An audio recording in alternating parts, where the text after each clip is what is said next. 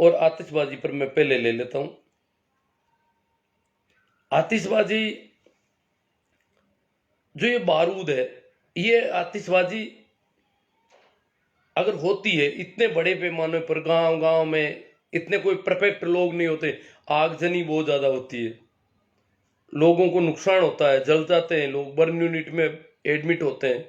ये बहुत बड़ा नुकसान है इसकी वजह से। इसके बजाय कोई इलेक्ट्रॉनिक आतिशबाजी हो जानी चाहिए जिससे नुकसान नहीं हो, जिससे कोई बहुत बड़े धमाके नहीं हो, परंतु चमक खूब हो जाए, अलग अलग रंग की चमक निकले। ऐसे आजकल इलेक्ट्रिक से सब कुछ हो सकता है, आग लगने का खतरा भी नहीं हो। और आतिशबाजी जो अपन देख रहे हैं ओलंपिक खेल में और में, तो ऐसी आतिशबाजी शहरों के मुख्य जगहों पर या कुछ ऐसा कुछ आयोजन हो सकता है। इसके बजाय जो इतनी आग लग रही है व्यापक, हालांकि अब कुछ कम हो गया, पहले बहुत ज्यादा था, आतिशबाजी कम हो रही है जागरूकता की वजह से। अपन रोशनी पर आते हैं। रोशनी में इस साल देखो, रोशनी, अब कोई रोशनी की कोई कमी नहीं है, रोशनी की बहुत अच्छी व्यवस्था है, रोशन करने के ऐसे इलेक्ट्रिक दिए आ गए खूब। जब इलेक्ट्रिक दिए उनका विकल्प हो गया, रोशनी अच्छी है, कोई प्रदूषण नहीं है, रत्ती भर भी इलेक्ट्रिक दिए से कोई प्रदूषण नहीं है, रोशनी अच्छी है। फिर भी अभी 9 लाख दिए जलाए हमारे सरकार ने, ऐसे अखबारों में खबरें आ रही है कि सरकार ने 9 लाख दिए जलाने का कोई कार्यक्रम किया, करोड़ों रुपए खर्च हुए। रुपये भले ही खर्च हो, अगर उत्सव है तो खर्च हो जाने चाहिए रुपये, कोई बात नहीं, रुपये कोई बहुत बड़ी बात नहीं है, परंतु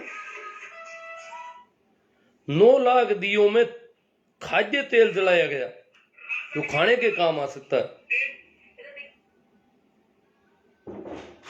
ये बात थोड़ी उस देश के लिए जहां अभी दुनिया की सबसे ज्यादा कुपोषित आबादी रहती है, दुनिया में सबसे ज्यादा कुपोषित किसी देश में है तो इस देश में है। यहाँ का हंगर इंडेक्स अभी देखा होगा आपने, 100 से नीचे पायदान पे जा रहा है। ऐसी भूखमरी जिस देश में हो, सबसे ज्यादा भूखमरी, सबसे ज्यादा किसान आत्महत्याएं, ऐसी कंडीशन वाले देश में अगर इस प्रकार तेल को जलाया जाता है, खाद्य तेल को, कितना तेल जला, करोड़ों रुपए का तेल जला। अगर 9 लाख दिए जलाए, भाई गांव गांव में दिए जल रहे हैं अलग बात है, वो उनका परंपरा है, कोई कर लेते हैं थोड़ा बहुत, परंतु सरकार प्रेरित अगर इतना नुकसान किया गया है खाद्य तेल का, रोशनी के और बहुत सारे तरीके हो सकते थे, 9 लाख की जगह 18 लाख किए जा सकते थे दिए, परंतु इससे इतना खाद्य तेल जलना, ये थोड़ा ठीक नहीं है। ये तो कह रहे हैं, कुछ लोग कह रहे हैं कि इनसे वातावरण शुद्ध होता है। जब कार्बन निकलती है तो वातावरण शुद्ध होने का कहीं कोई प्रश्न नहीं है। अगर 100 नुकसान में से एक छोटा सा फायदा हो तो इसको शुद्ध नहीं कहा जा सकता। कार्बन से जो धुएं से जो नुकसान हो रहा है, वो अगर 99 और एक छोटा सा कोई फायदा हो पड़ोस में, जैसे आग लग जाए और कोई अपना सर्दी में अपने हाथ ताप ले, ये कोई फायदा हुआ क्या? या कोई बाल्टी पर पानी गर्म कर ले, ये कोई फायदा हुआ क्या? सब आग में क्या जल रहा है, सब कुछ स्वाह हो रहा है। तो इस प्रकार फायदा ढूंढ रहे हैं वहां पर कि तेल के जो दीपक जलाए, हमने बहुत कर लिया ऐसा कुछ, हजारों सालों से यज्ञ और हवन करते आए हैं हम, गेहूं जलाते आए हैं, चावल जलाते आए हैं, खोपरे जलाते आए हैं, इतनी खाद्य सामग्री, टनों खाद्य सामग्री जलाते आए हैं। क्या हो गया? क्या यहां दुर्घटनाएं कम हुई? क्या कोई और तरह का कुछ चमत्कार हुआ? इतना हजारों वर्षों से जब हम कर रहे हैं, फिर भी इतना अंधविश्वास, कोई विज्ञान विकसित नहीं हो रहा है, कोई भूखमरी नहीं मिट रही है, गरीबी नहीं मिट रही है, बीमारियां नहीं मिट रही है देश से। रिजल्ट हमारे सामने है, फिर भी हम वही किए जा रहे हैं। खाद्य तेल जलता है तो क्या कार्बन नहीं निकलता, उत्सर्जित नहीं होता कार्बन उससे? क्या कार्बन नुकसान नहीं करता? कितनी ऑक्सीजन को नुकसान होता है जब खाद्य तेल ऑक्सीजन को कार्बन डाइऑक्साइड में बदल रहा है जलता हुआ, उसका धुआं। खाद्य तेल जलाना कोई धर्म नहीं हो सकता। खाद्य वस्तुएं, खाद्य पदार्थ, अगर जिस देश में भूखमरी हो वहां कैसे धर्म हो सकता है? ये अपराध है और ये अपराध हम सदियों से करते आए हैं। अब थोड़ी समझ बढ़ी है तो ये कम होना चाहिए। कम से कम सरकार के स्तर पर तो ध्यान रखा जाए, बाकी जो हो रहा है। बाकी वाला तो रुकने वाला नहीं है। जब सोमनाथ का राजा चाहता था कि मैं सेना के जरिए मोहम्मद गजनवी को रोकूं, फिर भी वो उस राजा को फेंक दिया, वार कर दिया। बोले हम हवन करेंगे, घी तेल जलाएंगे, गाय का घी जलाएंगे, इससे वातावरण शुद्ध होता है। अरे तो गाय का बछड़ा बेचारा खाने के लिए तरस रहा है, उसको तूने दूध नहीं पीने दिया जो उसके लिए दूध आ रहा था, घी निकाला, उसको भी तूने खाया नहीं, जलाया। ये कितना बड़ा अपराध होगा? जब गाय का बछड़ा, किसी भी जानवर का बछड़ा बछड़ी, दूध, स्तनपायी जानवरों के स्तनों में दूध, उस बछड़े के लिए कुछ समय तक की व्यवस्था है जब तक वो दूसरा भोजन नहीं कर सके। और उसको जो निकालते हैं, सिर्फ आदमी चुराता दूध। मांसाहारी जानवर बहुत है, परंतु दुग्धाहारी आदमी एकला जानवर है जो ज्यादा उम्र में भी दूध पी लेता है, दूध खा लेता है, दूध से बनी हुई चीजें खाता है। तो वो जानवर पर क्या बीतती होगी? वो छोटा बछड़े का दूध अपने चुराया है। कुछ लोग कहते हैं वो बछड़ा खाएगा तो मर जाएगा, इतना दूध ज्यादा होता है। ज्यादा नहीं, बछड़े को कभी नहीं खिलाया जाता, और कभी 4-6 महीने में एक आध बार खाता है तो तकलीफ होती है। रोज खिलाता जाओ, बछड़ा अपने आप उस ढंग से बढ़ेगा। माँ का दूध बच्चे के लिए होता है, किसी भी माँ के लिए, परंतु उसकी चोरी करी, कोई बात नहीं, कर ली, आपको काम में लेना है, उसको दवाई में काम लेना है, खाना है, खा लो, तब तक ठीक है। परंतु उसका घी निकाल के जलाते हो, हवन कर रहे हैं गाय के घी का। गाय हमारी माता है, माता है तो तुम गाय का घी खा लेते, उसका दूध पी लेते, उसका घी निकाल के जलाते हो, ये कैसी माता हुई? वो तो दूध अपने उस बछड़े का, बछड़ा जब नीचे आता है तो वो दूध देने को तैयार होती है, और तुम बछड़े को दूर करके दूध निकाल लेते हो। कोई बात नहीं, तुम अपने बछड़ों को पिला दो, परंतु उसका घी निकाल के जलाते हो हवन के नाम पर, धर्म के नाम पर। ये क्या है? मुझे अभी बताया आज ही किसी ने, फोन पे बात हो रही थी, बोले हमें मेरी माँ ने कहा कि 2 दिए लगाने। मैंने कहा जाने दो, आज खूब रोशनी है चारों तरफ, लोगों ने खूब दिए लगा दिए, कि 2 तो अपन भी लगाते, कि नहीं 2 ही नहीं लगाएंगे। तो 2 दिए का उन्होंने कहा कि मैंने तेल बचाया, और उस तेल को एक कुतिया पड़ोस में, जिसको बच्चे होने वाले थे, उसको भूख ज्यादा लगती है, उसको तेल चूर के, रोटी जो थी उसको तेल डाल दिया, वो 2 दीपक होगा, और वो रोटी उसमें तेल लगा करके अच्छा चूरमा बना के उसको खिला दिया। बड़ा अच्छा लगा। दिए तो खूब थे, पूरे गांव में थे। इस दियों के अलावा और ट्यूबलाइटें और लगी हुई थी, रोशनी की कोई कमी नहीं थी। अगर रोशनी का त्योहार है, प्रकाश पर्व है, तो प्रकाश था। वो 2 दियों का तेल वो कह रहे हैं कि मैंने उस कुतिया को खिला दिया, और यहां कह रहे हैं गाय का घी निकालो और फिर जलाओ उसको। कोई खा क्या ले? चींटी चींटा भी क्या खा ले उसको? ये धर्म है? वो हमारी माता है, वो तो उस बछड़े की माता थी बेचारे की। कोई बात नहीं, तुमने माता बना ली, तुम खा लेते, परंतु तुमने उसको जलाया है। इससे बड़ा अपराध क्या हो सकता है? ये कैसा धर्म है? कुछ अच्छी बातें हो तो ग्रहण करें, खराब बातें हो तो हाथों हाथ उनको अलग किया जाए, तब धर्म। समझदार आदमी, प्रज्ञा जब जिसमें होती है वो, क्योंकि सभी संतों ने आज तक दुनिया में जो भी हुए, उन्होंने अंधविश्वास और पाखंड पर करारा प्रहार किया। उनकी समझ बढ़ी, उनको बोध हुआ, तो उन्होंने कहा ये गड़बड़ियां हैं, ऐसा तो नहीं होना चाहिए। पूरी दुनिया में हम एकमात्र कौम है जो यज्ञ और हवन करती है, और सबसे ज्यादा गरीबी, बीमारी, भूखमरी। अगर बीमारों के आंकड़े देखें तो इतने बीमार कहीं मिलेंगे नहीं जमीन पर। इतनी दुर्घटनाएं जमीन पर कहीं नहीं होती। गाड़ियां आपसे ज्यादा है लोगों के पास, पर दुर्घटनाएं यहां ज्यादा होती है।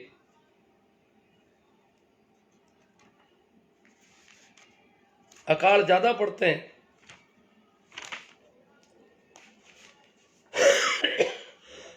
अब गोबर वक्त जब तिल मिलाते हैं, गाड़ियां निकालते हैं, बोलते हैं वातावरण शुद्ध हो रहा है। अब धुएं से कोई वातावरण शुद्ध हुआ कभी किसी का? कुछ तो रसायन विज्ञान का भी पता होना चाहिए हमको। कुछ हमें जीव जगत के लिए क्या चाहिए, वो धुआं चाहिए। हाँ, वनस्पतियां जरूर कार्बन को काम में लेती है, कार्बन डाइऑक्साइड को भोजन में, जो भी। इसीलिए तो हम कह रहे हैं किसानों को कार्बन क्रेडिट मिलनी चाहिए। किसान इतनी कार्बन को काम लेते हैं, जब खेती करता है तो केवल फसल भी पैदा नहीं करता है, वातावरण को शुद्ध भी करता है। जो भी कार्बन फैला है उसको वो कार्बन को काम में लेता है फसल में। तो कार्बन क्रेडिट मिलनी चाहिए किसानों को कायदे से। तो परंतु ये कार्बन फैला रहे हैं, दोष पराली को देंगे, ये दिए जलाएंगे, ये आतिशबाजी करेंगे, ये धमाके करेंगे, ये आग लगाएंगे। पराली दोषी है, पराली को भी रोका जाना चाहिए, उसके लिए भी कोई विकल्प होना चाहिए। परंतु वो उनकी अभी तक अनिवार्यता है जब तक हम विकल्प नहीं पैदा कर रहे। आतिशबाजी के विकल्प हैं, इलेक्ट्रॉनिक आतिशबाजी कर लो, आप खुशी मनाओ, नाचो गाओ, बहुत सारे विकल्प मिल जाएंगे। पराली वालों को अभी वो विकल्प सरकार उपलब्ध नहीं करवा रही है। कोशिश करनी चाहिए, वैज्ञानिकों को इस काम में लगाना चाहिए कि पराली को कैसे निस्तारण किया जाए उसका, ताकि जलाए नहीं।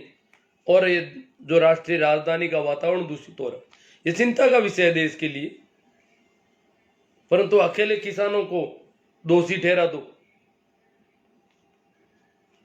कुछ लोग कह रहे रोजगार मिल रहा है, जो दिए बनाए, मिट्टी के दिए बनाए, उनको रोजगार मिल गया। अरे भैया, दिए तो अभी 1 महीने में बनाए, बाकी पहले रोजगार क्या था उनका? बाद में क्या होगा उनका रोजगार? ये कोई बहानेबाजी, वो और भी कोई काम कर सकते तो उससे रोजगार मिल जाता। किसान कामगारों को आय हो रही है, तेल बिक रहा है। अरे खाद्य तेल खाने में काम आना चाहिए था, किसानों की आय की चिंता है। तो फिर जब किसान के पास खाद्य तेल है तो आप क्यों बाहर से मंगा रहे हो? उस समय किसान को पूरा पैसा दे दो बेचारे को।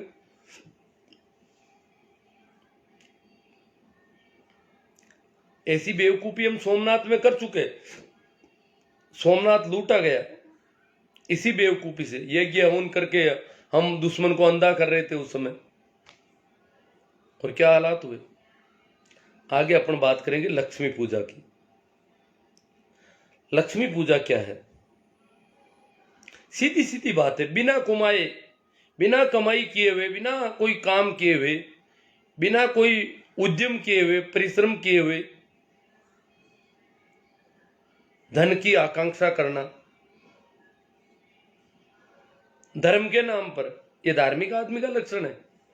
कह रहे हैं हम धर्म कर रहे हैं, तिलक लगाया, मोड़ी लगाया, सज धज के बैठे हैं, लक्ष्मी चाहिए हमको।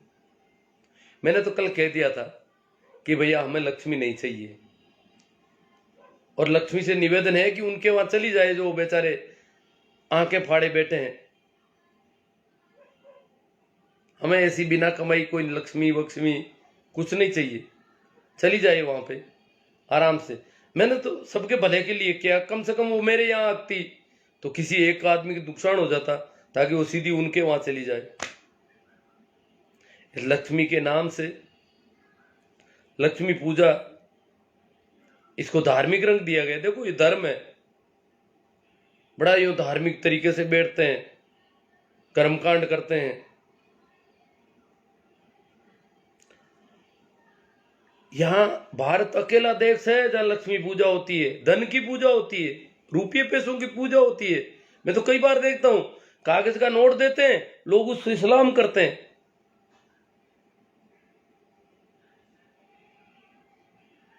नमन करते हैं, प्रणाम करते हैं। अरे नमन और कहीं करना चाहिए था, ये रुपयों से नमन कर रहे हो तुम। कहने में कहते हैं हम आध्यात्मिक व्यक्ति हैं, वो भौतिकवादी है यूरोप के लोग। तुम गजब के आध्यात्मिक हो भाई, पूजा करके धन इकट्ठा करने की कोशिश कर रहे हो, वो भौतिकवादी है।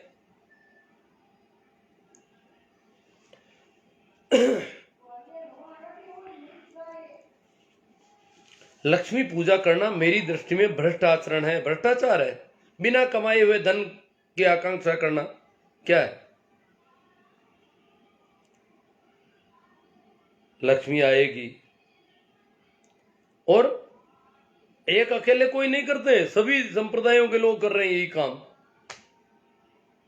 जैनी तक कर रहे हैं, घर के दरवाजे खुले रखते हैं कि लक्ष्मी आई। हालांकि समझ जाते हैं, एक कहानी है, घर के दरवाजे जो पूरी रात खुले रखते हैं। मेरे एक मित्र हैं, उनके दादाजी वो बहुत बता रहे थे कि वो कह रहे थे हमारे घर में तो गरीबी थी, कोई ज्यादा धन माल था नहीं, वही गुजारा बड़ा मुश्किल से होता था, कर्ज भी था छोटा मोटा, खेती बाड़ी में जो दान होता था वो पूरे साल बड़ा मुश्किल से काम चलता था। ऐसा ही हमारा घर था, ऐसा ही एक छोटा सा दरवाजा था, पूरा दरवाजा भी नहीं था, परंतु वो कुत्तों के लिए छोटा दरवाजा कर रखा था ताकि कुत्ते नहीं घुसे। लक्ष्मी आए तो उसको फांद के भी जा सकती है। तो वो कह रहे हैं कि हमारे दादा ने कहा कि भाई हमने दरवाजे खूब खुले रखे, इतनी उम्र बीती है। आदमी को उम्र बीतती है तो कुछ अनुभव भी आना चाहिए, आता ही नहीं। अनुभव नाम की कोई चीज नहीं है। वो बुजुर्ग थे, कई बार दरवाजे खुले रखे होंगे, परंतु कभी कोई नहीं आई, आंखें भी फाड़ी। दूसरे दिन देखा कहीं लक्ष्मी आ गई हो कोने कचोरे में, कहीं अलमारी में, अलमारी तो कहाँ थी, कोई छोटी मोटी थैली वेली में कहीं धन डाल के चली गई हो, सोने की मोहरें छमछम करती हुई लक्ष्मी आई हो घर में, परंतु कोई नहीं आया, कुछ नहीं। वो का वो गरीबी, वो की वो स्थिति। तो उन्होंने कहा कि भाई आपने आटा खुला रखने की जरूरत कोई नहीं है, दरवाजे खुले रखने की कोई जरूरत नहीं है, ये लक्ष्मी अपने यहां आने वाली नहीं है। और दरवाजे खुले रखोगे, ये जो लापसी बनाई हुई है शाम को दिवाली की, ये कुत्ते खा जाएंगे, ये और गंवा देंगे अपन। क्यों भैया हमने दरवाजा आटा पति खोला रह गया, लिजमी बिजमी आवेली को नहीं, अरे अल्लाह भी कुत्ता खाजी, उल्टा नुकसान हो जाएगा। मतलब ये अनुभव एक देखो, बूढ़े बुजुर्ग, अब मैं तो पढ़े लिखों को देखता हूं तो तरस आता है, दया आती है। मेरे एक मित्र हैं, वो कहते थे कि हमारे दादाजी लोगों से झगड़ पड़ते थे ऐसी बेवकूफी भरी अंधविश्वास की बातों पर। वो कहते थे कौन सा भगवान, कौन सा चमत्कार, ये चमत्कार मैं बताता हूं आपको। वो कहते मैं चमत्कार बताओ, इधर आओ, क्या चमत्कार बता। उनके गांव में वो बड़ा थोड़ा कस्बा था, नल आ गया था आज से 50 साल पहले भी। तो वो नल आया तो वो कह रहे देखो मैं नल खोलता हूं तो पानी आता है, इससे ज्यादा चमत्कार क्या होगा। उस समय बिजली तो नहीं थी पर नल आ गया था वहां बिजली। तो वो कह रहे हैं कि नल खोलता हूं तो पानी आ जाता है, ये चमत्कार कम है क्या? आज तो अगर मोबाइल, चमत्कार हजार तरह के चमत्कार हैं, उनको कोई हाथ ही नहीं जोड़ता बेचारों को, चमत्कारों को। आप और मैं कितने दूर बैठे हुए एक दूसरे से बात कर रहे हैं, कोई छोटा चमत्कार है? परंतु कभी न तो मोबाइल से हाथ जोड़ते हैं, न मोबाइल के टावर से हाथ जोड़ रहे हैं। कायदे से तो मोबाइल का जो टावर है या जो कंपनी है उसके चारों ओर परिक्रमाएं करनी चाहिए, अगर इतना ऐसा चमत्कार हो रहा है। या जिन्होंने आविष्कार किया,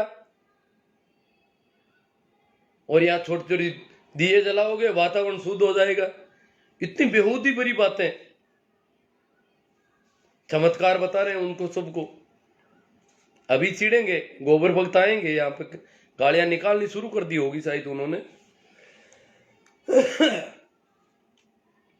अब अपन बात करते हैं होली और दीपावली पर जो राम राम हो रहे हैं उस पे। ये क्या है, ये कौन सा राम है? दिवाली को तो चलो कहते हैं कि रामचंद्र घर आए थे, होली पे कौन सा राम है? वहां तो कोई राम से संबंध ही नहीं बता, वहां तो कहानियां और दूसरी कही जा रही है। ये सब कहानियां गढ़ी गई है। फिर भी राम राम कर रहे हैं। ये राम राम क्या है? ये राम का नाम क्या है? क्या ये रामचंद्र का नाम है, दशरथ के बेटे का? इस पे थोड़ी बात होनी चाहिए। जो हम राम राम कर रहे हैं होली दिवाली का, ये राम राम रामचंद्र से रिलेटेड है या कोई और मामला है? क्योंकि रामचंद्र अगर दशरथ ने अपने बेटे का नाम दिया है तो जरूर राम का नाम उससे भी पुराना है, तभी तो रामचंद्र नाम दिया। नहीं तो वो रामचंद्र नाम क्यों देते? नाम प्रचलन में पहले से कोई जब नाम आता है तो लोग नाम दिलाते हैं। जैसे अभी कोरोना नाम दिला दिया कईयों ने, बच्चों का नाम कोरोना, पहले तो कभी नहीं दिलाया। यहां तक कि क्वारंटाइन नाम भी दिए। मैंने कहा भाई आइंस्टाइन है, क्वारंटाइन है, क्वारंटाइन भी नाम दिला दिया लोगों ने बच्चों का। ये नाम जब प्रचलन में आते हैं तो नाम होता है। इसका मतलब राम का नाम रामचंद्र के जन्म से पहले भी था। कहानी तो ये कहते हैं कि जो रामायण है वो रामचंद्र के जन्म से पहले लिखी गई थी। लिखी किसने? वाल्मीकि ने। इसका बाद में ये नाम वाल्मीकि संस्कृत के हिसाब बाल्या भील नाम था। कहानी ये कहती है कि बाल्या भील डाकू था, डाके डालता था, लोगों को लूट लेता था, लूटपाट का ही धंधा था उसका, कोई साधु वाधु नहीं था। परंतु सीधा सा है, जब जरूरत है तो लूट लो, कमाने की मेहनत करो। खोप उसका हो गया था तो दिक्कत क्या है? ये ठीक है, कमा तो लोग रहे हैं। ये भी एक सीधापन है कि कमाया सीधा लूट लो बस। ये उसको ठीक लगता, कमा लिया किसी ने लूट लो, ये उसका सीधापन था थोड़ा। तो वो ऐसा लूटपाट का धंधा करता था। कहते हैं कि एक दिन वो जंगल में था, हालांकि वो जिधर होता लोग रास्ते बदल देते थे। बहुत बड़ा खौफ था उसका। बाल्या भील का नाम सुनते ही लोगों की छाती बैठ जाती थी।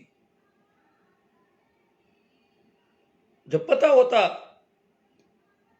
तो गांव मोहल्ले में लोग ध्यान रखते हैं कि इस रास्ते पे कोई नहीं जाए, इधर वो गया है, वो लूटेगा। परंतु कहते हैं नारद को भी रोका गया, परंतु नारद वहां पहुंच गए। वो तो अपनी मस्ती में धुन में वीणा बजा रहे थे, गीत गा रहे थे, अलमस्त फकीर थे। बाल्या भील गर्जा, बोले ये क्या है? आज तक मेरे पास ये सीधा कोई आया ही नहीं ऐसे, ये तो आ रहा है, डर ही नहीं रहा है। वाल्मीकि को बाल्या भील ने कहा नारद को कि तेरे पास क्या है, निकाल बाहर, मैं लूटूंगा, मैं लूटता हूं। बाल्या भील मेरा नाम है, तुझे अभी पता नहीं है। लोग मेरे सामने आते हैं तो कंपने लग जाते हैं, तू ऐसे क्या कर रहा है? बाल्या भील भी चकित हो गया कि मैं खड़ा हूं फिर भी आदमी कंप नहीं रहा, नाच रहा है, गा रहा है, अपनी वीणा बजा रहा है, अपनी मस्ती में। इसकी मस्ती क्यों नहीं?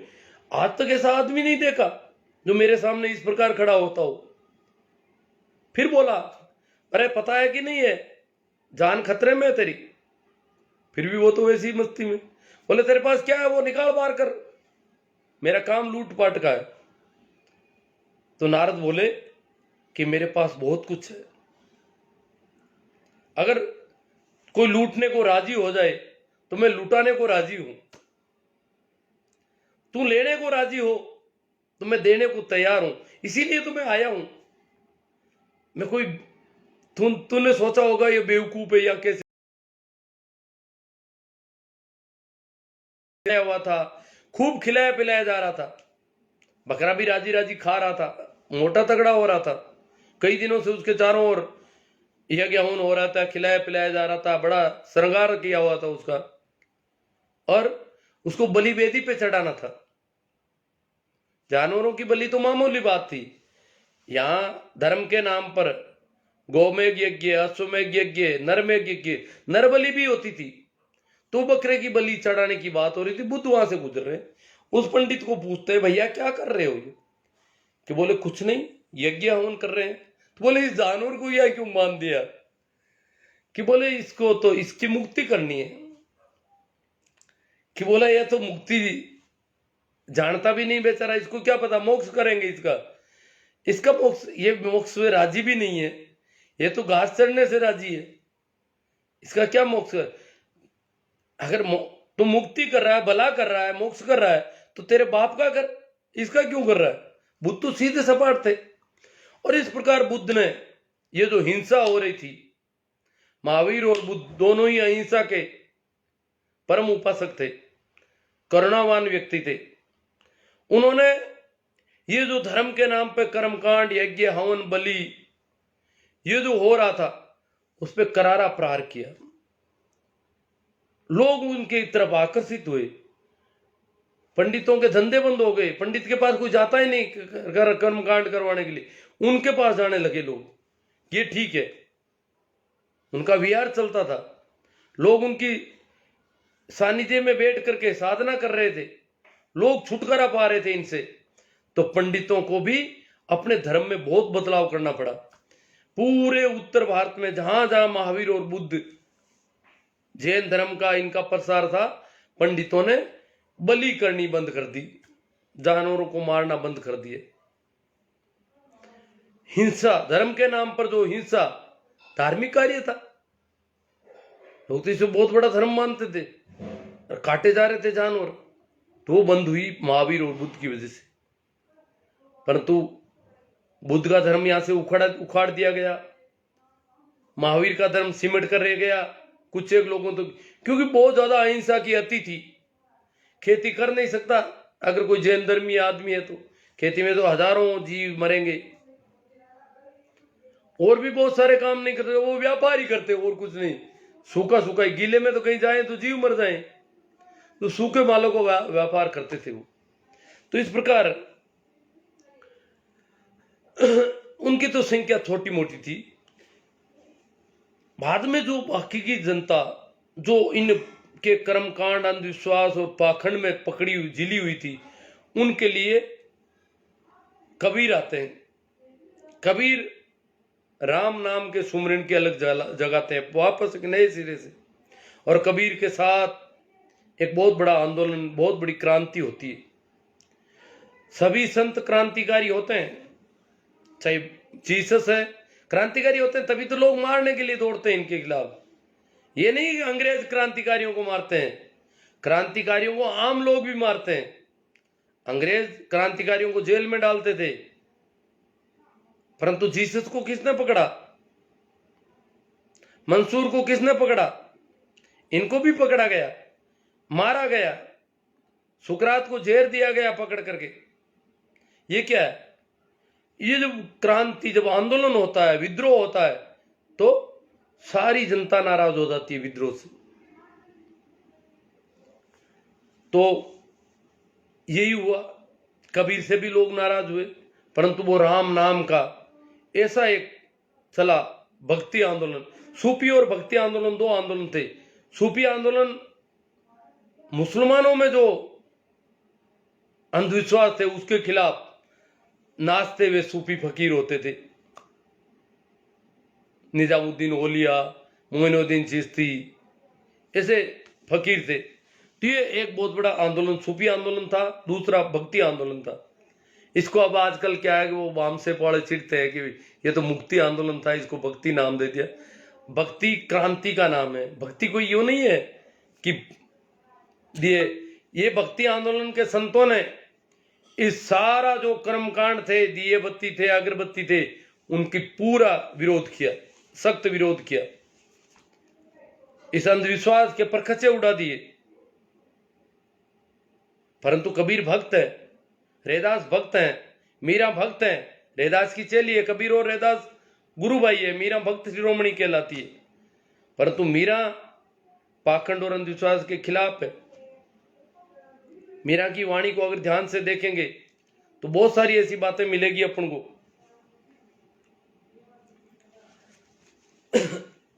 तो ये राम नाम वहां से शुरू होता है, और उन लोगों ने जो पाखंड और अंधविश्वास के खिलाफ थे, जो कर्म कांडों में, जिनके पास कर्म कांड करने का कोई समय ही नहीं था, जो मेहनत का स्वर्ग थे,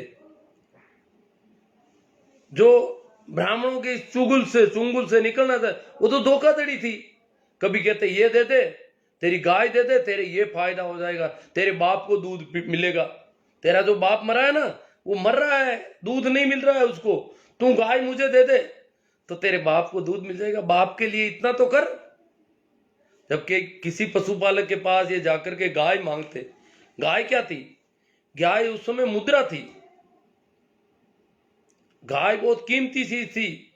इस देश में बहुत लंबे समय तक गाय मुद्रा के रूप में मानी गई, विनिमय का साधन था। किसी भी राजा की ताकत इस बात से मानी जाती थी कि उसके पास गोधन कितना है, गायें कितनी है। और ये पंडित जाकर के बेचारे भोले भाले पशुपालकों से, किसानों से गाय मांग लेते। बोले तू तो गाय का दूध पी रहा है, तेरे बच्चों को पिला रहा है, तेरा बाप मर रहा है, शर्म नहीं आती तुझे? गाय पसंद आ गई महाराज को। बोले क्या करें? तो मुझे दे गाय, तेरे बाप को दूध मिलेगा, मुझे गाय, मैं पीऊंगा, मैं दूध ले जाऊंगा इसको और तेरे बाप को इस गाय का दूध मिल जाएगा। इस प्रकार की बहुत सारी धोखाधड़ियां, जो कर्मकांड, पाखंड, कभी कहते ये चढ़ावा कर दे, कभी कहते ये कर दे, कभी कहते ये कर दे। इससे निजात पाने के लिए लोग महावीर, कबीर, दादू, दरिया, मलूक, पलटू, रैदास, रजब, रामदास, नानक, इनके साथ जुड़ गई। बोले ये बात सही कहते हैं। उन्होंने इनको अंधविश्वास और पाखंड के परखचे उड़ाए, सबको एक एक करके लिया नंबर पे। कबीर ने तो मुसलमानों को भी नंबर में लिया पूरा। कहां कर पातर जोरी के मस्जिद लई चुनाई, अरे ताचड़ी मुल्ला बांग दे, क्या बेरा हुआ खुदाई। तो इस प्रकार ये जो आंदोलन था उससे दीक्षित कौन हुए? मेहनत का स्वर्ग। उन्होंने राम का नाम लेना शुरू कर दिया। संतों ने कहा भाई राम राम की माला चलनी चाहिए, राम राम राम राम राम राम राम राम राम। डूब जाओ इसमें, आनंद में, आनंद को उपलब्ध हो जाओगे, मस्ती में उपलब्ध हो जाओगे। इन बेवकूफों के क्यों चक्कर काटते हो? ये तुम्हें धोखा कर रहे हैं, ठग रहे हैं, धोखाधड़ी कर रहे हैं। मृत्यु बोधरी इन पर भी बोले कबीर, तो लोग उनसे निकल गए। अब उनकी दिक्कत हो गई, करें क्या? लोग तो जाके पूछे भाई ये क्या, मैं जानू मेरा राम जाने, मैं तो राम राम करा। तो इस प्रकार राम राम करने का रिवाज हमारे घरों में आज भी बूढ़े बुजुर्ग बैठ के राम राम माला फेरते हैं। ये जो राम राम का रिवाज किन में है? यह है उन जातियों में जो नीची जातियां कहलाती है, जो मेहनत का स्वर्ग है। वो अपने बच्चे का नाम भी राम के नाम से रखते हैं। वो जब भी कोई मिलता है राम राम सा, राम का नाम लेते हैं। राम का नाम याद दिला दो। राम नाम सुमिरन की बात कर रहे हैं संत। रामचंद्र का किसी संत ने कभी कोई नाम नहीं लिया, उससे तो कोई लेना देना ही नहीं। राम नाम सुमिरन की बात थी। तो राम का नाम, बच्चों के नामों में राम का नाम, हर काम में राम राम राम राम, सब जगह राम राम। होली दिवाली आई तो राम राम, कोई मिला तो राम राम। ये राम राम संतों का दिया हुआ राम है। इसका रामचंद्र से कोई रिलेशन नहीं। हां, ये क्या कि इन्होंने धोखा किया है वहां पर। उन्हीं दिनों एक किताब संस्कृत की जो वाल्मीकि रामायण थी, उसको बेस मान